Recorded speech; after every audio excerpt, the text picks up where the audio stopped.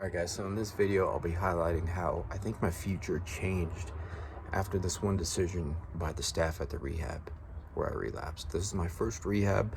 I ended up relapsing while I was there, but long story short, I tried to get my phone, right, and they wouldn't give it to me.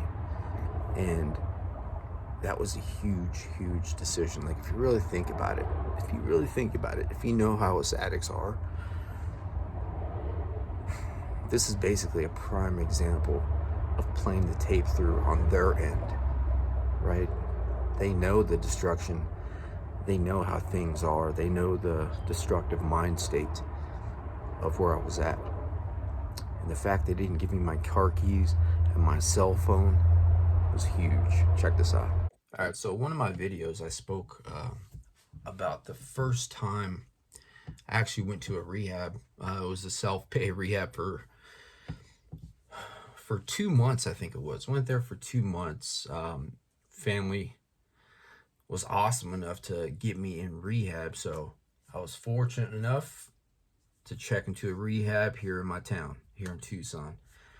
So I spoke about how I relapsed at that rehab. So long story short, I was on a 14-day Suboxone taper. On day 15, all my withdrawals came back. During the week, we woke up early and we had to be at a AA meeting. It was off site, off property. So we had to be at that meeting, I think at 6:45. I'm sorry, the meeting started at 6:45. We got to be there a bit before. So at that meeting, I was just feeling like crap, right? And then so the meeting was an hour long, and then we went back to where we have our meetings, because that's where we were to start our day, basically. So after the AA meeting, they took us on the van to like the office area. Where they housed us was a different location versus where we did our meetings. At the office, I speak to the owner of the rehab. I'm like, look, man, I need my keys. I'm out of here. I had a discussion with him. Ultimately, there was nothing that they could do for me. I think I maybe spoke to one or two more staff members. I was just trying to make it work. I was trying to say whatever for them to give me my keys, because I already had my mind made up. You know, I had my heart set, my mind and my whole body. I had it set on relapse, right? I wanted to go pick up because I didn't want to be dope sick anymore. It didn't even cross my mind to even ask them if there's anything they could do in regards to maybe, I don't know. I think at the time, I already knew I was in too deep on the Suboxone thing, right? I probably would have had to go to detox. I don't know. There were, I don't even know what positive outcomes, there could have been if I just addressed it, I guess in a responsible, normal way. I was barely 2 weeks off from getting clean, so there's nothing responsible and normal about what we do. So I didn't even think to ask if there's what could be done about it, because I knew any decision, like either detox or just tough it out, I didn't want to deal with that. I was barely 2 weeks away from my last use. My mind wasn't strong enough yet. So I immediately just resorted back to what I knew, which was getting high. So ultimately, they didn't give me my keys, and I just walk out. I think I had a backpack on me. What brings this up is maybe, I think last weekend, I received a message on Facebook from the owner of the rehab, and they were having like a Halloween recovery type thing at the park. And so I go to that. I was hoping to see him there, but he was not there. He had like a prior engagement or something. So he wasn't there, but it was super awkward because I didn't know anybody there. All the people at the rehab I was at, all the clients, majority of them were from out of town. It was a self-pay rehab, so meaning you had to pay to be there. There's other facilities where insurance will cover, right? Being at those rehabs, you'll tend to meet a lot of people from out of town. It was crazy, man. I went there, didn't know anybody, but I went. I had to I knew it would be good for me to go, because maybe there'd be somebody there, either from AA, NA meeting around town or somebody, So I went there. I was maybe there for 10 minutes. I just took off. I felt super uncomfortable because everybody knew each other for the most part there, right? Everybody knew somebody there. I didn't. So yeah, that was embarrassing, but I'm glad I went. I knew it would be good for me to do something I didn't want to do, right? Just make me stronger, whatever. So I did that.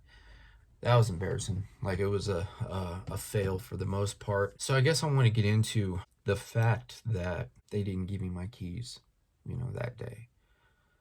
I know my whole story would have probably been different, you know, had they given me my keys. I don't know, like, everything in regards to,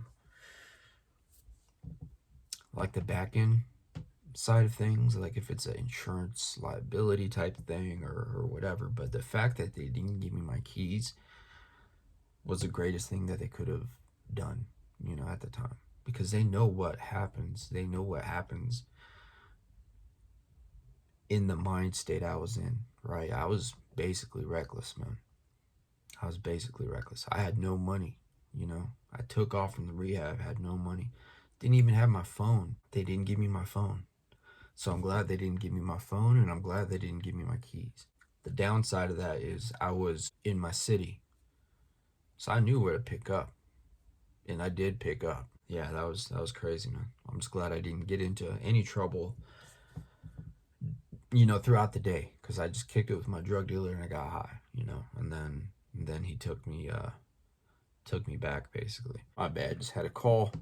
So ultimately, man, I get a ride back. I speak with the staff there and they welcome me back. That's basically what happened with that situation, man. But I just really wanted to highlight and give props, and hopefully this will teach and show people, that work at rehabs, like what to do in situations. I'm sure different rehabs have like different procedures for different things, obviously, right? But in this particular situation, I was hopeless, I was scared, and I was withdrawing. It was crazy. It freaked me out because I was totally cool. I was totally cool, during the 2 weeks on this Suboxone taper. And then day 15, the withdrawals come back and it turns me into a little Tasmanian devil. So it's pretty crazy, man. Just the way things turn out, you know. The people in recovery, AA, NA, like the majority of us, we have some big hearts, man. And the fact that, we recognize, we recognize why we do what we do, right? They recognize why I did what I did, because I was an addict in withdrawal. So it was awesome. It was awesome for me to get the invite. But going to the little party, right, that was a fail. So it's amazing, man, the way everything turns out. Just the fact that they were willing to welcome me back. I didn't just relapse there. I got into rehab romance. I almost got kicked out. So I did two of the most forbidden things that you could do at a rehab romance and relapse. Rehab romance and relapse, man. It's pretty crazy looking back. But yeah, guys, gotta get to work. So hope y'all having a good weekend. Peace.